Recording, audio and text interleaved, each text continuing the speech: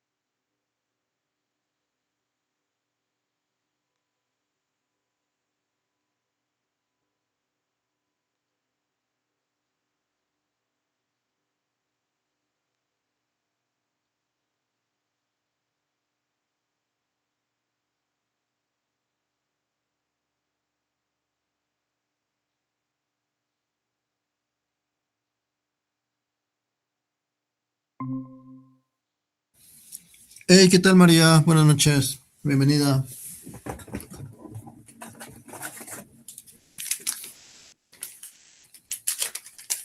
Hola, Muy hola, bien, buenas noches. pues, Gracias a todos, María ya aquí está en acción. esperamos Perfecto.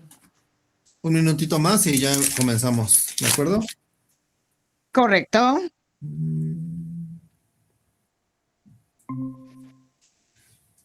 Hola, ¿qué tal, Alan? Buenas noches, bienvenido. Hola, bonita noche. Gracias por aceptar la invitación. Sí, qué chido Ok, tenerte otra vez por acá. gracias. ¿En qué libro están hablando? Mío, me quedé Claro, abstracto. ahorita estamos en anarquía relacional. Estoy compartiendo mi Ah, sí, pantalla cierto. o igual te puedo enviar nuevamente el archivo por WhatsApp. No, estoy aquí leyendo Desequilibrio de Poder. Ok, Ujú. entonces, escucho. O si quieren que lea, puedo leer también. Voy, ya unos segunditos más y ya comenzamos, ¿vale? Muchas gracias. ¿Cómo estás? Bien, bien. Eh, Ah, qué bueno. aquí acomodándome unas cositas para ya poder comenzar. En un momento regreso. Va, va, va, va. Gracias.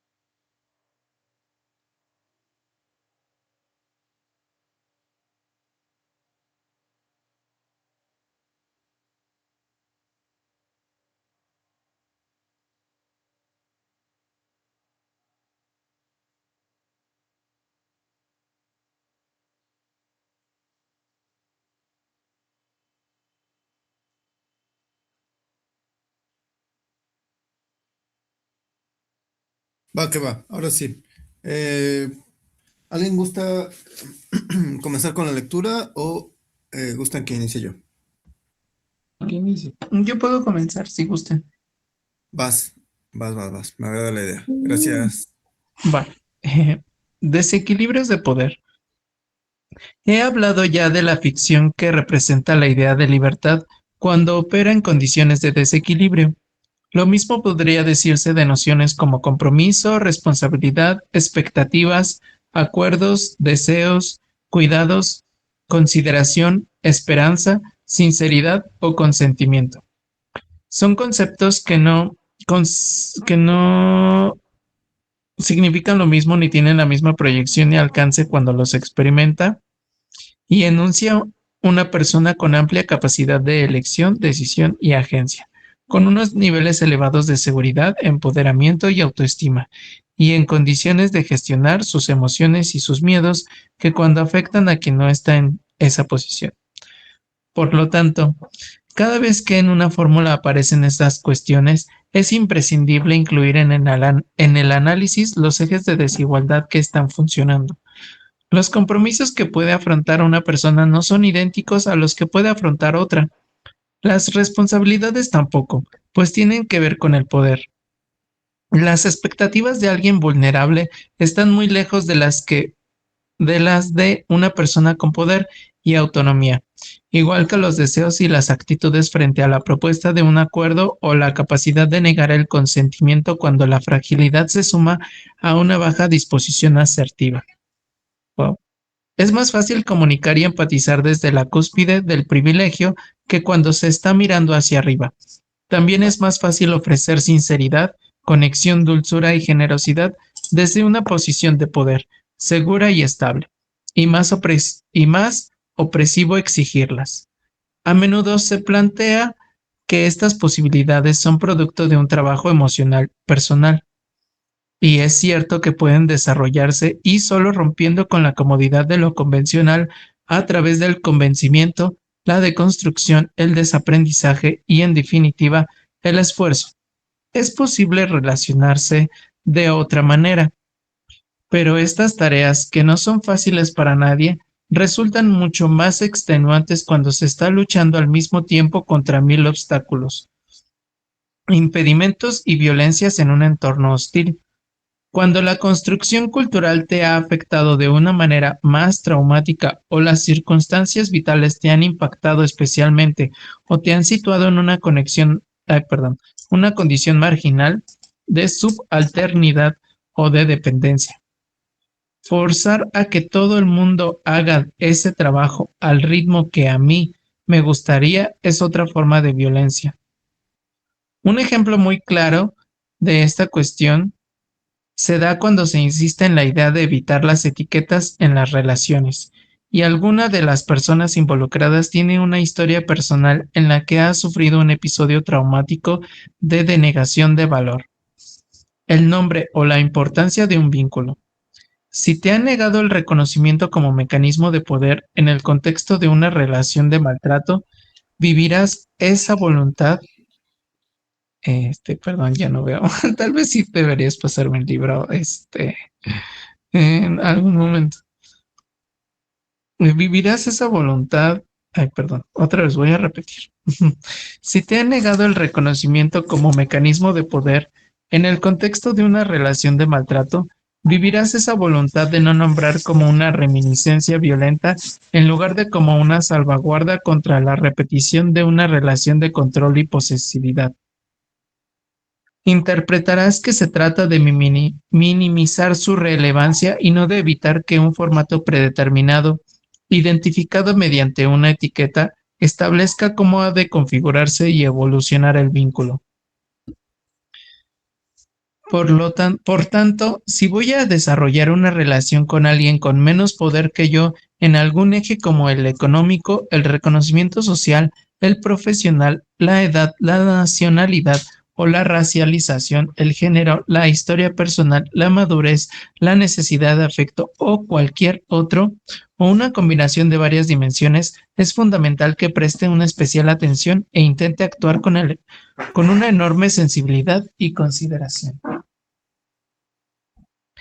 Hay aspectos sobre los que es difícil generalizar, pero he de tener en cuenta para valorar cuál es el nivel de desequilibrio.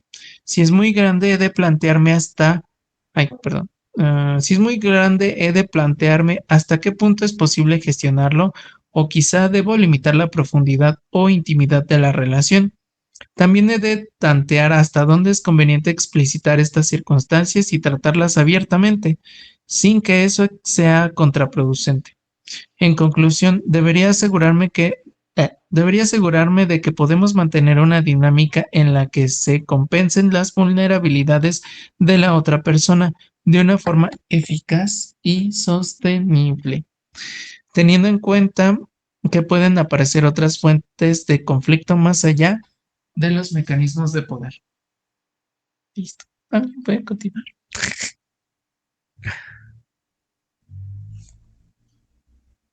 Muchas gracias, Alan. Gracias. Es ¿Alguien? que, bueno, ¿Verdad? Vale, bienvenido, Bardo. ¿Alguien gusta continuar con lectura o le inicio yo?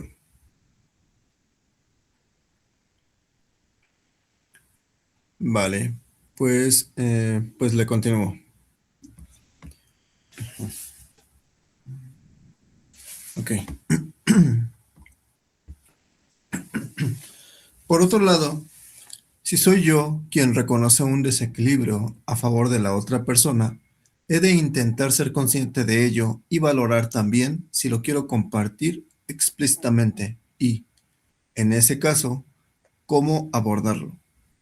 Sobre todo, he de tener en cuenta que cada acatamiento, cada renuncia y cada falta de asertividad inevitablemente se acumula en un debe contable que se acarreará a lo largo del tiempo y que no es bueno para nadie.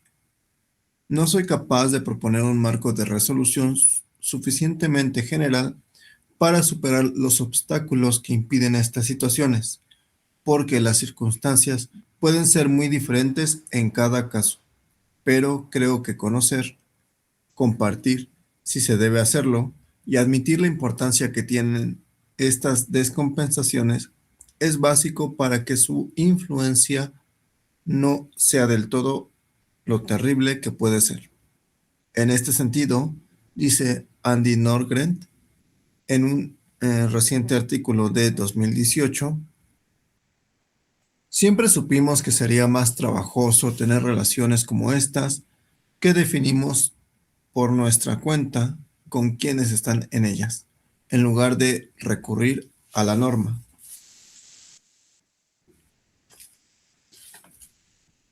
Hoy en día, entiendo la importancia de reconocer las dinámicas de poder dentro de la anarquía relacional y de impulsar que las personas que inician relaciones con dinámicas de poder sesgadas sean conscientes de ello. El coste de construir una relación completamente personalizada puede ser muy diferente para cada persona y debemos considerar lo que Joe Freeman en 1971 llamó tiranía de la falta de estructura. Me lo voy a repetir esta última parte. Tiranía de la falta de estructura. Suena interesante. La desaparición de la estructura puede convertirse en poder y beneficiar a aquellos que lo poseen de partida. La anarquía relacional debe estar equipada con este análisis de poder y abierta a admitir cierta estructura en las relaciones, cuando sea necesario para proteger a unos individuos de otros. Y, en tercer lugar, una reflexión algo evidente es que desde ambas posiciones se debe sobrecompensar y entrar en dinámicas indeseables de condescendencia hacia las demás personas o hacia mí, de autoprotección con corazas emocionales, autocensuras, chantajes y manipulaciones.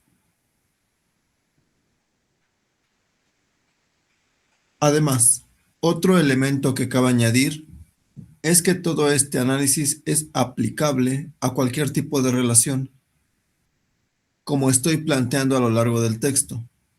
Un aspecto importante que distingue el pensamiento que hay detrás de la anarquía relacional es el de que los vínculos construyen lo colectivo y son todos los vínculos, es decir, que estas reflexiones son válidas para una relación de cualquier grado de intimidad, de amistad, familiar, laboral, etc.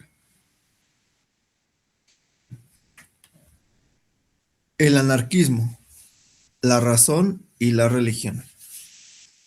He citado en un punto anterior a Kate Millett y su idea de que el amor ha sido el opio de las mujeres, como la religión el de las masas.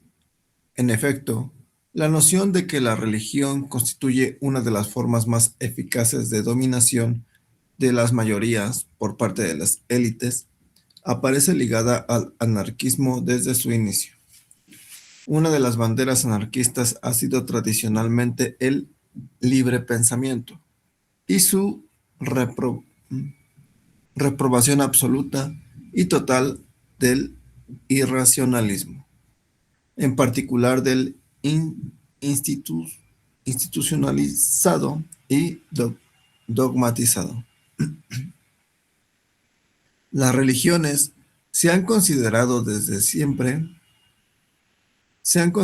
siempre desde la óptica libre pensadora y anarquista como antagonistas del progreso, de la razón y del conocimiento. Desde Bakunin, la emancipación de los seres humanos frente al poder se ha planteado como un enfrentamiento a la religión como poder supremo en el ámbito de lo sobrenatural y metafísico, y al Estado como poder supremo en el mundo físico. En Dios y el Estado, Bakunin enfatiza también el hecho de que la religión individualiza a la persona como mecanismo para controlarla más eficazmente. Todos los otros mandamientos no se dirigen más que al individuo. No matarás, exceptuados los casos muy frecuentes en los que te lo ordene yo mismo. Habría debido añadir. Ok. No robarás ni la propiedad ni la mujer ajenas, siendo considerada esta última como una propiedad también. Ok. Respetarás a tus padres, pero sobre todo me adorarás a mí, el Dios envidioso, egoísta, vanidoso y terrible. Y si no quieres incurrir en mi cólera, me cantarás alabanzas y te prosternarás eternamente ante mí. Bueno, ya bien entrado al siglo XX, en la España republicana de 1931, el poder de las instituciones religiosas se consideró tan determinante que la abogada y diputada Clara Campoamor, las mujeres podían ser elegidas representantes, pero no podían votar. Tuvo que enfrentarse a una parte de la izquierda parlamentaria en su lucha por el voto femenino, que finalmente consiguió. La izquierda, pese a tener ideales igualitarios, consideraba que las mujeres estaban tan influidas por la Iglesia que votarían a la derecha e incluso contra la República como forma de Estado. Victoria Kent, parlamentaria de izquierda republicana, escenificó esta controversia en el debate del 1 de octubre de 1931 con estos comprometidos argumentos. ¿Alguien gusta continuar con la lectura?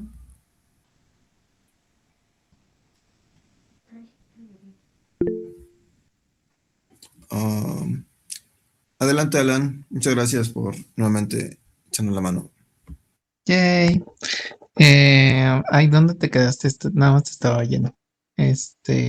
Por desgracia. No, ahí justo en creo que no es el momento. Ah, perfecto. Va, gracias. Creo que no es el momento de de otorgar el voto a la mujer española. Lo dice una mujer que, en el momento crítico de decirlo, renuncia a un ideal. Puntos suspensivos. Si las mujeres españolas hubiesen atravesado ya un periodo universitario y estuvieran liberadas en su conciencia, yo me levantaría hoy frente a toda la cámara para pedir el voto femenino. Puntos suspensivos. Pero hoy, señores diputados, es peligroso conceder el voto a la mujer. Un texto citado. Por desgracia, ni esa liberación de la conciencia de las mujeres ni la de los hombres se pudo producir en las siguientes décadas en España. Las ideas del libre pensamiento, la educación racionalista e igualitaria, el pluralismo ideológico, la libertad de expresión, la libertad de cátedra fueron aplastadas. Y esa inmensa tragedia histórica no tuvo su origen en el voto de las mujeres, sino que se hizo realidad en forma de una rebelión armada y una guerra que acabó con una dictadura militar totalitaria. Bajo el palio eclesiástico y una restauración borbónica, décadas más tarde, fueron hombres violentos, armados y apoyados por la burguesía, la aristocracia, la iglesia, los estados fascistas de esa Europa que no supo ver a tiempo la amenaza que se... Ay, me perdí. Me perdí. Sí, la amenaza que se cernía sobre ella. Pero en el resto del continente y de mundo no triunfó el fascismo. La historia del pensamiento mantuvo el pulso y continuó su progreso, con un carácter ondulante e impredecible, un alcance desigual y esa irregular difusión que se ha dado siempre hacia los pueblos y las gentes, pero con hallazgos y contribuciones fundamentales sin las cuales el presente sería mucho menos interesante. Una de las personalidades más influyentes del pensamiento en el siglo XX, que ya se he citado al hablar del anarquismo político, y he de confesar que me dejo llevar sin pudor. ¿Qué? Me dejo de llevar sin pudor por una debilidad personal. Fue el matemático, filósofo, premio Nobel de Literatura, cita 147, y activista Bertrand Russell. Su conocida defensa del libre pensamiento le acompañó en toda una larga y prolífica vida. Fue uno de los creadores de la filosofía analítica.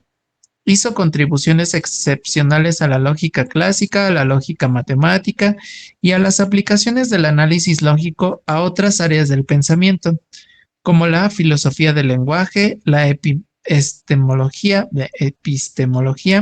y la metafísica. También contribuyó al avance de las matemáticas con aportaciones a la teoría de conjuntos y al sentar las bases de las ciencias cognitivas, la inteligencia artificial y la informática teórica. Su activismo político, que lo llevó a la cárcel durante la Primera Guerra Mundial, se centró en la lucha contra el imperialismo y las guerras y a favor del internacionalismo. Tras la Segunda Guerra Mundial, una de las primeras expresiones internacionales con influencia en la opinión pública contra la proliferación nuclear fue el Manifiesto Russell-Einstein, que precedió a las conferencias de Pugwash, que a su vez recibieron el Premio Nobel de la Paz 40 años después. Y en 1944, Bertrand Russell, en el ensayo del Premio Nobel de la Paz, en el ensayo del valor del libre pensamiento 148, expone una serie de consideraciones muy valiosas que tienen que ver con el poder, la libertad de la razón, el esencialismo y las revoluciones. 2 puntos. Sigue una cita. Cuando la superstición es necesaria para promover la tiranía, es probable que el libre pensamiento cause la revolución. Pero cuando el pueblo se ha acostumbrado a una reverencia irracional, es probable que transfiera su reverencia al nuevo líder revolucionario. 3 puntos. Para que un pueblo pueda escapar de la tiranía, debe tener una actitud de libre pensamiento hacia su gobierno y las teorías en las que se basa. Es decir, debe exigir que el gobierno actúe en aras del interés general y no debe de dejarse engañar por una teología supersticiosa en la creencia de que el interés de la élite gobernante es idéntico al interés general. Para la obediencia a un gobierno tolerable existen abundantes motivos racionales, pero cuando la obediencia se da por razones irracionales, la prodigalidad, prodigalidad, la prodigalidad resultante anima a éste a volverse tiránico. Desde la Reforma, el Estado ha reemplazado cada vez más a la Iglesia como objeto de reverencia supersticiosa. Termina cita. Y en lo referente al libre pensamiento frente a la superstición, continúa Russell. Se abre cita. El universo es lo que es, no lo que yo elijo que sea. Si es indiferente a los deseos humanos, como parece ser, si la vida humana es un episodio pasajero, apenas perceptible en la inmensidad de los procesos cósmicos, si no hay un propósito sobrehumano y no hay esperanza de salvación última, es mejor conocer y reconocer esta verdad que esforzarse en vana autoafirmación por ordenar el universo para que encaje en lo que nos resulte cómodo. Sí, no. En lo que refiere a los hechos, la sumisión es la única actitud racional, perdón. Pero en el ámbito de los ideales no hay nada a lo que someterse. El universo no es hostil ni amistoso, no favorece nuestros ideales ni los refuta. Nuestra existencia individual es breve, y quizás toda la de la humanidad lo será también si se mide en una escala astronómica. Pero esa no es la razón para dejar de... Ay, perdón. Me perdí. Pero esa no es la razón para dejar de vivir como nos parece mejor. Las cosas que nos parecen buenas no lo son menos por no ser eternas, y no debemos pedir al universo una aprobación externa de nuestras propias normas éticas. El universo de quien practica el libre pensamiento puede parecer sombrío y frío para quienes se han acostumbrado a la confortable calidez interior de la cosmología cristiana, pero tiene su propia sublimidad, perdón, y confiere sus propias alegrías. Atreviéndonos a pensar libremente, hemos aprendido a sacar el miedo de nuestros pensamientos y esta lección, una vez asimilada, trae un tipo de paz inalcanzable para la persona esclava de una credulidad vacilante e incierta. Se cierra cita. Y ya esta última parte del siglo XX se confirma la tendencia por la cual las religiones institucionalizadas pierden la capacidad de convicción y empiezan a tener problemas para persuadir a la población de que siga sus pautas morales impuestas de manera dogmática. Pero esto no significa que las nuevas generaciones abandonen los dogmas y se enfrenten a la realidad desde una perspectiva estrictamente racional, a menos no de forma generalizada. La libertad de pensamiento como práctica intelectual radical se ha fusionado con la libertad de culto, que es un derecho fundamental del moderno Estado liberal democrático. De nuevo aparece el sistema adaptándose portentosamente a los cambios para perpetuarse. Esta fusión se manifiesta en una suerte de sincretismo de la modernidad globalizada, cita de 149, que compone un mosaico de actitudes racionales de índole hedonista con rasgos culturales, tradicionales y creencias de diferentes procedencias, especialmente de las más exóticas y alejadas de la propia. Orientales, hindúes, chamánicas de Siberia y Mongolia, de cultos tribales africanos, de pueblos americanos, etc. Es la versión contractual del refrán: el santo, cuanto más lejano, más milagroso. La astrología, el ocultismo y una renovada teosofía son también saberes místicos que llenan el espacio que van dejando las religiones monoteístas. La cosmovisión espiritual moderna tiene su origen más reciente en el movimiento de la New Age, que toma la mitología griega y sus tradiciones adivinatorias. La idea de las eras astrológicas, la nueva era, la era de Acuario, comenzaría cuando el Sol, en el equinoccio vernal, entra en constelación en su recorrido por el cielo a causa de un bamboleo giroscópico del eje terrestre. El efecto que vemos es una peonza cuando empieza a perder velocidad de rotación, que origina el fenómeno astronómico de la precesión de los equinoccios. Esta rotación precesional del planeta, que es retrógrada, es decir, en sentido contrario al movimiento orbital de que da lugar a la secuencia de los signos zodiacales, por eso la era de Acuario sucede y no precede a la de Piscis.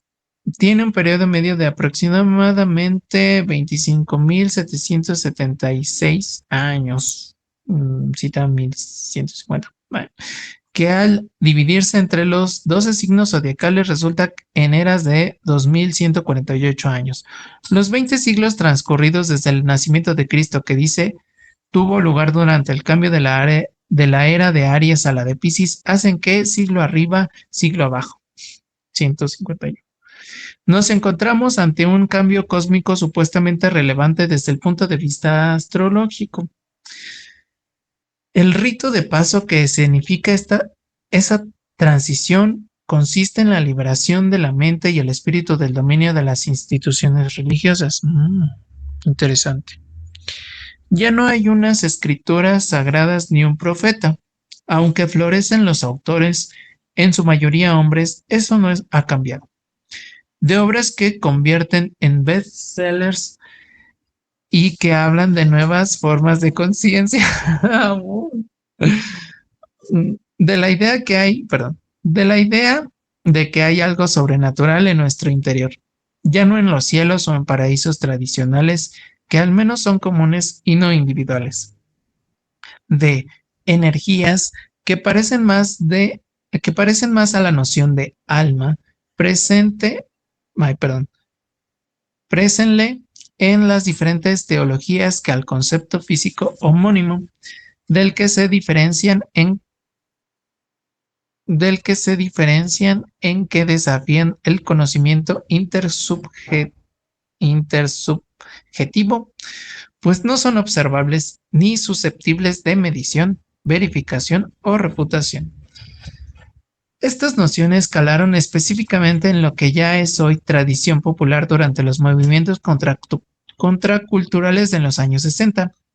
Las nuevas creencias y herramientas que aparecen y se popularizan a partir de esta transición liberadora de las doctrinas clásicas se plantean en términos que tienden a fusionar los problemas del cuerpo y del alma, o de las energías u órdenes internos, proponiendo axiomáticamente como principio que hay que aceptar para aplicarlas o incluso para beneficiarse de ellas, que existe un poder mental, anímico o energético, capaz de actuar con un nivel muy alto de eficacia para controlar y determinar el estado y el funcionamiento del cuerpo y de todos sus sistemas, aparatos y procesos. Sí, la mente es muy poderosa. Otro dogma fundamental en este sistema de creencias y prácticas es que la vía para alcanzar todas estas formas de plenitud pasa indefectiblemente por el convencimiento acerca de la capacidad del cerebro, que se presenta como un órgano misteriosamente infrautilizado, y la voluntad para superar cualquier obstáculo. Todo está en tu mente. Se plantea la vida como un cambio espiritual, una búsqueda interior del auténtico yo, una liberación personal apoyada por una red comercial de gurús, denominados profesionales del coaching personal en los ambientes más snobs, que anuncian su disposición a asesorarme por una módica contribución económica. Se trata de un esquema de creencias muy útil para mantener el sistema.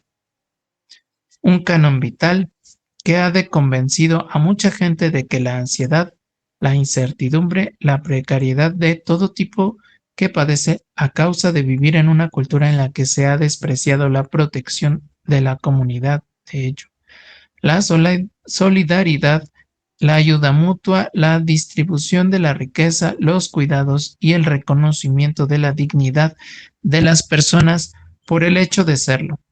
Es un problema de actitud.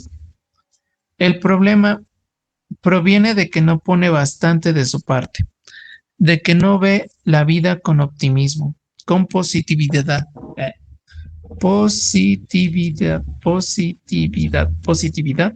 positividad.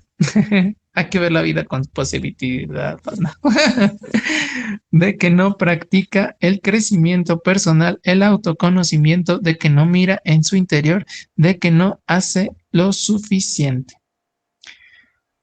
Nos encontramos ante un moderno atuendo diseñado para ataviar a los nuevos entones, obispos y sacerdotes, herederos de los de siempre, que en esta reencarnación posmoderna te hacen creer que la culpa de todo es personalmente tuya, pero a la vez te ayudan, te asesoran, te preparan, te venden la receta para que aceptes que el mundo es así y sientas por poco tiempo que estás en la senda de la felicidad.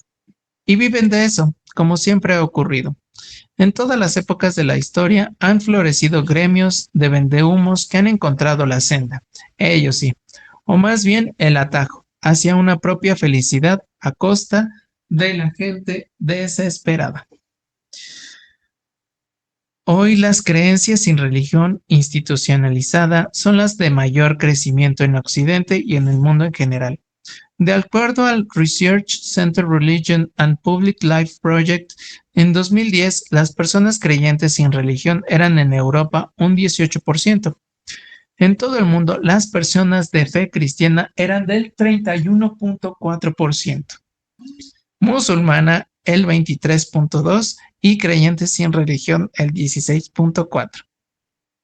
La espiritualidad sin dioses tiene una intensidad emocional similar a la de una religiosidad tradicional y un soporte de infraestructura comercial y cultural, también muy amplio, como he dicho, en forma de material bibliográfico, ornamental, ritual, terapéutico y de negocios especializados. La experiencia emocional, en este caso, a diferencia de las religiones tradicionales, se psicologiza intensamente, tanto en lo que se refiere a las creencias propiamente dichas como en su expresión y en formas de divulgación. Otra diferencia importante respecto a los cultos convencionales es la inserción de la vivienda como elemento fundamental del itinerario hacia la conciencia y el desarrollo personal. No es extraña la búsqueda frecuente de experiencias potentes de experimentación con sustancias psicotrópicas, ayunos, viajes de carácter ascético, iniciático, convivencias en entornos que incluyen todo o parte de lo anterior, etc. Alan, Sí, muchas gracias. nada, fue un gusto. Yo creo que nos quedamos aquí, Va, presente globalizado. Porque está intento. todavía falta bastante para que termine como que este subtema. Sí, Entonces, además, aquí está. Déjenme le tomo una foto y pues ya pasamos a analizar. sí, va. Ujú. Ya está. Vale. Pues muchas gracias, Talán. No, a Eh, ti. Gracias por dejármela. Sí, Estuvo interesante este pedacito que estuvimos leyendo. ¿Alguien tiene por ahí gusta iniciar con el análisis de la lectura?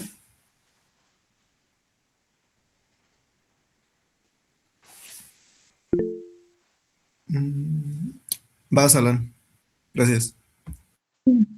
Uh, bueno, pues me parece interesante que hablen sobre, bueno, una disculpita por no estar en otros días, pero me pareció interesante cómo pusieron a la religión justo como un dogma donde eh, se pretende negar como muchas de las situaciones que ha habido en este mundo, ¿no? Y justo esta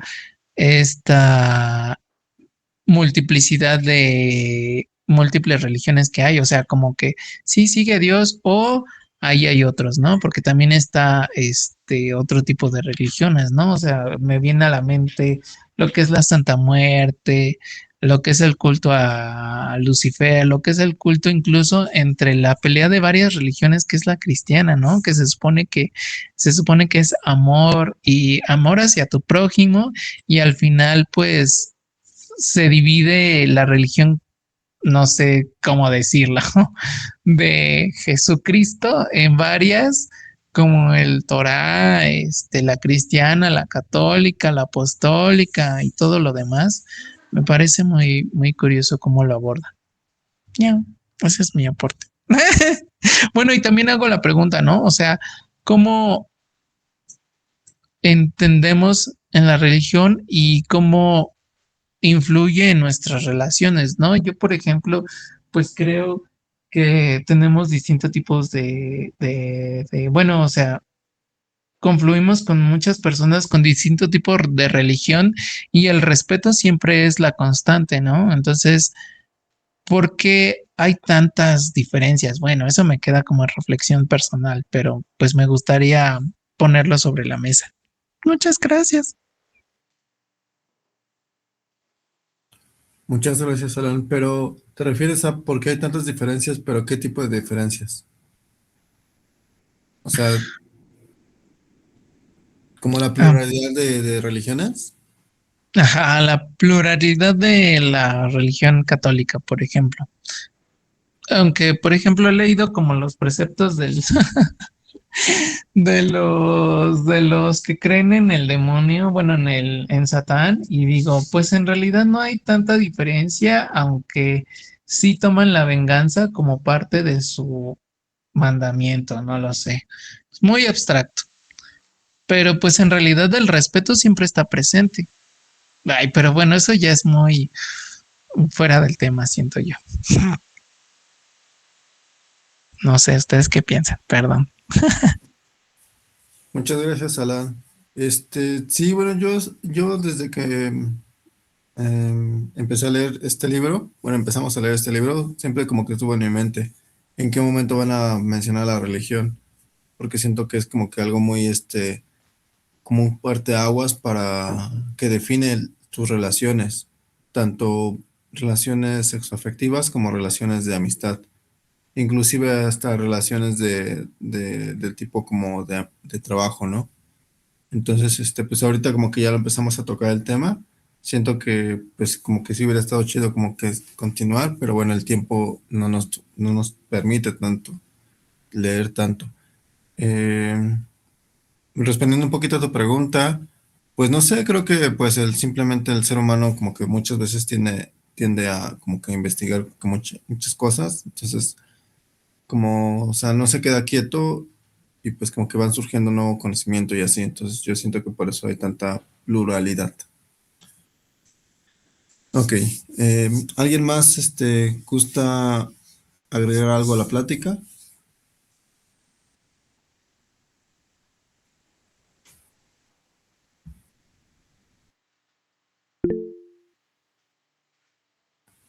Adelante, Bardo. Gracias. Buenas noches, gracias a ustedes. Bueno, yo me quedé pensando un poquito en la manera en la que, o sea, como el hilo que va siguiendo en esta sección, si la queremos llamar así, que es el anarquismo, la razón y la religión, porque me parece que no está, o sea, que lo que está haciendo, pues es una crítica a estos movimientos espirituales, a estas religiones no institucionalizadas, o sea, no está contraponiendo el dogma de las religiones institucionales como pueden ser la católica, no está contraponiendo como ese dogma a la eh, proliferación de estas otras formas de espiritualidad. Más bien lo que está haciendo es criticar el dogmatismo que también hay en ellas, en esas otras espiritualidades, particularmente cuando son, diríamos, para recurrir a un término como más actual, como espiritualidades que han sido blanqueadas, en el sentido de que se ha capitalizado con ellas, se han convertido en instrumentos de marketing, de explotación, pero sobre todo por el carácter despolitizante que tienen. O sea, a mí eso creo que ese es el foco de la crítica que está haciendo el autor aquí. Lo que está planteando es aguas con estas espiritualidades blanqueadas, aguas con estas espiritualidades New Age que lo que hacen es desconectarnos de, de la realidad, de nuestros entornos, de nuestras comunidades, de nuestras colectividades. Lo que hacen es individualizarnos. Lo que es que también hay que tomar en cuenta que como estas corrientes religiosas no institucionales, como son no me acuerdo de las que van nombrando, ¿no? En la lista, ¿no? Pero pues la astrología, el New Age, o sea, todo lo que vino con la oleada del New Age de los 60s, ¿no? La astrología, el ocultismo, como todas estas corrientes, pues, lo que sucede con ellas es que se cruzan de una manera, o sea, se cruzan en el sentido de que se hibridizan de maneras pues muy impredecibles, pero al mismo tiempo muy, eh, como muy peligrosas, yo diría, con el marco metafísico de las religiones institucionales, que por ejemplo separa cuerpo y alma, individualiza el alma, nos desconecta del entorno, nos desconecta de los procesos vitales del entorno, procesos vitales y sociales. O sea, lo que quiero decir con esto es como herederas de una religión católica que ha traído muchos estragos al mundo a través de la institucionalización de su poder y su influencia social y cultural. Por eso comienza hablando de cómo los anarquistas clásicos combatieron la religión, combatieron eh, la instrumentalización de las creencias para manipular a la gente a través de supersticiones, desde la religión institucional, como puede ser el catolicismo, el cristianismo, etcétera.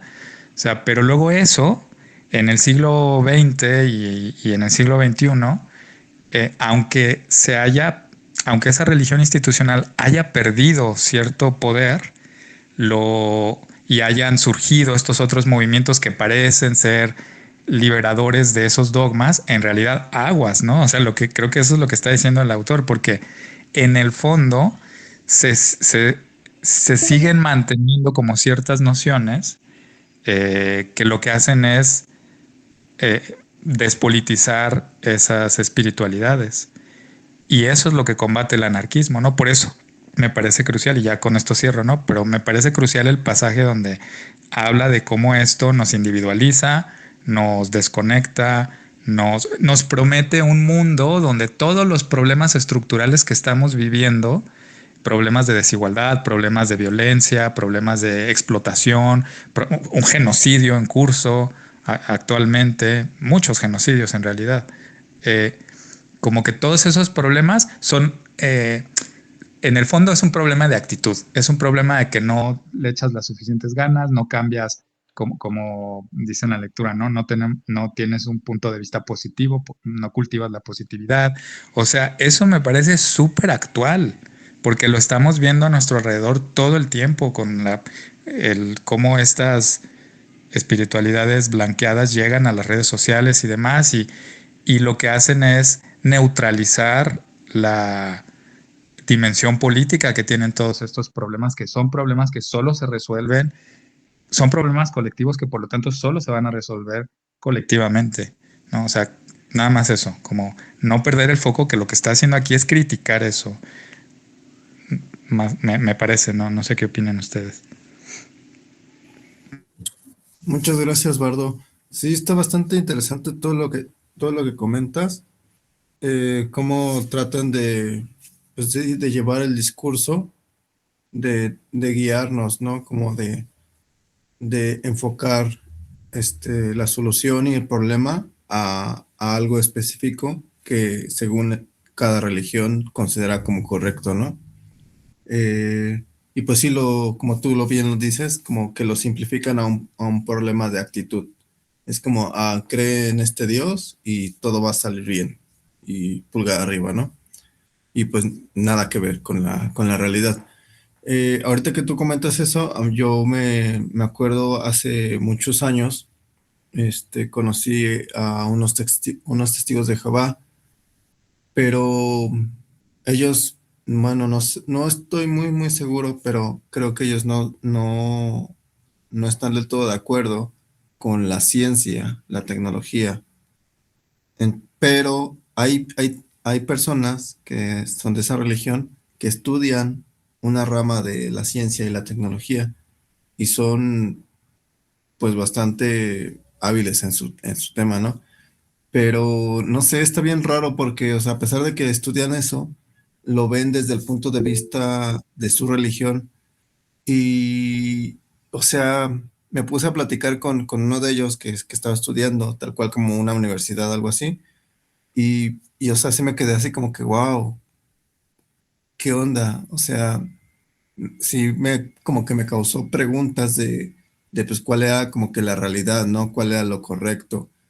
O sea, no sé, o sea, lo dijo con una fe, con una seguridad basado en hechos y cosas así.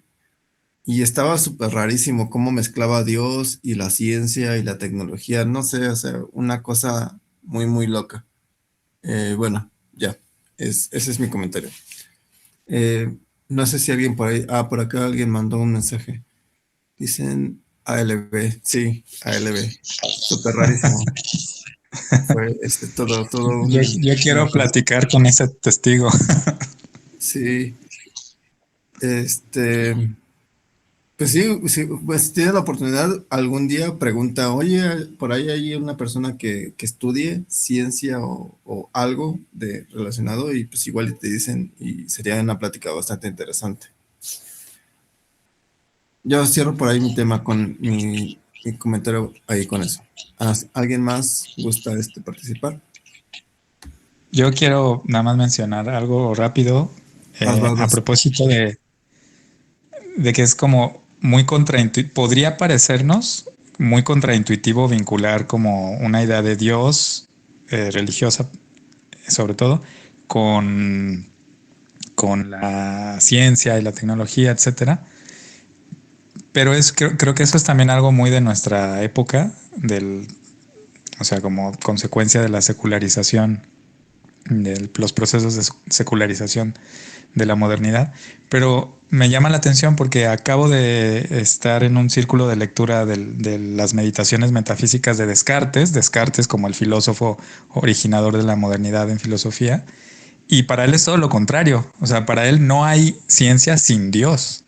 O sea, si no hay una creencia, claro que él define a Dios de una manera, pues, también muy excéntrica y pues, muy filosófica, muy abstracta, muy racional, ¿no? Pero nada, solo quería mencionar eso, que es como también chistoso cuestionarnos esos paradigmas con los que operamos, ¿no? En los que, por ejemplo, dividimos como que tenemos muy naturalizada a veces, no digo que todos, ¿no? Pero como que la división entre religión y ciencia o fe y razón. Y eso no siempre ha sido así, ¿no?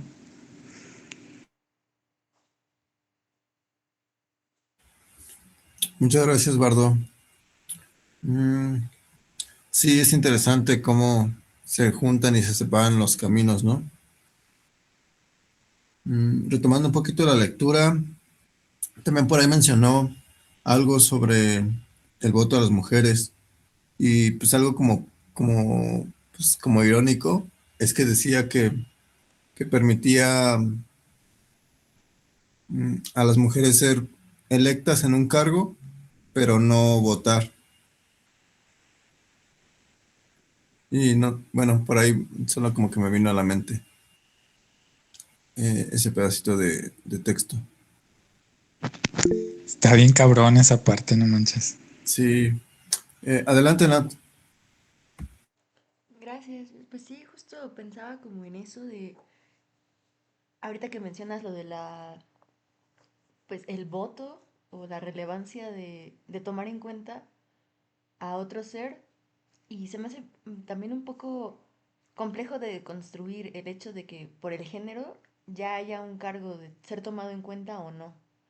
Em, y no sé, o sea, también me hace pensar si este sesgo ha sido como así, ¿no? Desde el inicio de los tiempos como ciudadanos o en qué culturas hubo. Bueno, digo, sé que sería muy absoluto, o sea, no pretendo tener una respuesta absoluta y mucho menos como hablando de tantas épocas y como tantas culturas, pero de menos de lo que llevamos aquí como históricamente registrado, em, me sigo preguntando, bueno, ¿cómo podemos observar esto y de qué manera podemos imaginar algo distinto?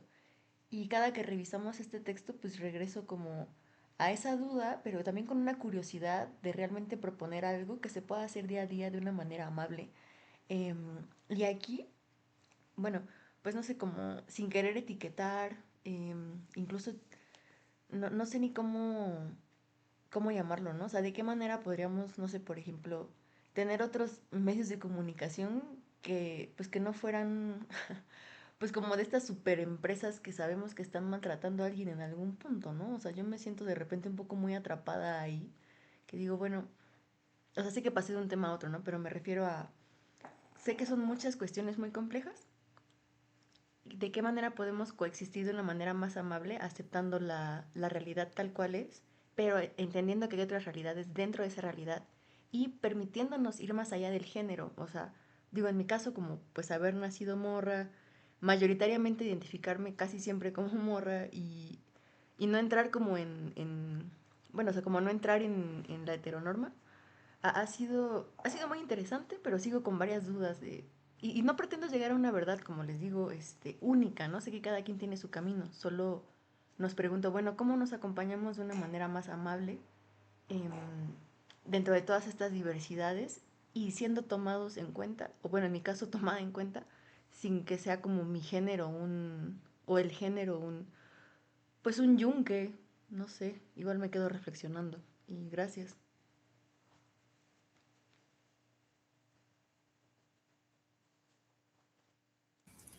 Muchas gracias, Nat.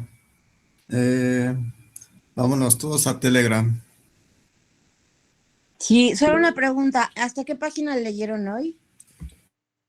Un segundo. Nos quedamos en la página. Ah, esperen. No sé si me escuchan porque mi computadora se trabó. Creo que Yo te tengo una escucho. fotografía. Bueno, yo no veo mi pantalla, pero bueno, aquí los escucho. Sí se oye. Eh, Nos quedamos en la página 147. Gracias. Eh, no puedo hacer nada, solo los escucho y me escuchan, así que pues así se va a seguir la plática hasta que se nos acabe el tiempo. Perdón. Creo que María levantó la manita y que quedan 5 minutos de sesión. Ah, ok, adelante María. Me Gracias, gustó Bárbara. mucho el principio de la lectura. Se me hizo muy, muy interesante. La verdad, también cuánta anarquía hay en cuanto a la ideología católica, a muchas cosas, ¿no? Que encierra, pues, el catolicismo y también cómo nos lo fomentan y cómo, pues, viene todo esto, ¿no? Pero sí, los anárquicos, los ateos, los agnósticos, muy interesante eso, ¿no? Gracias por escucharme. Bueno, Sí, sí, aquí te escuchamos, María. Muchas gracias Gracias, por tu María. reflexión, María. sí, de Igual me nada. quedé con la reflexión de Natalia, de, de justo vivir como con un género preestablecido y de repente, no sé, como tener otra visión del mundo con otro género. Bueno, es que disculpen por la intromisión de repente, pero pues sí me identifico como trans y entonces sí me quedé con esa reflexión. Muchas gracias, Natalia, por expresar. tus sentimientos. Gracias. Ay, con gusto, gracias a Quedo a ustedes. escucha.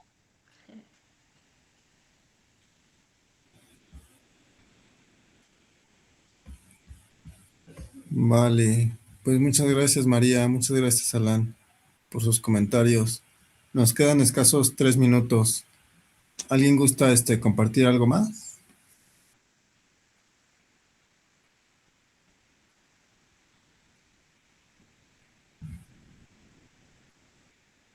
No, pues no sé si se quedó Ah, la manita levantada de María Amparo o ya, pero si no, pues por lo pronto gracias por estar acá.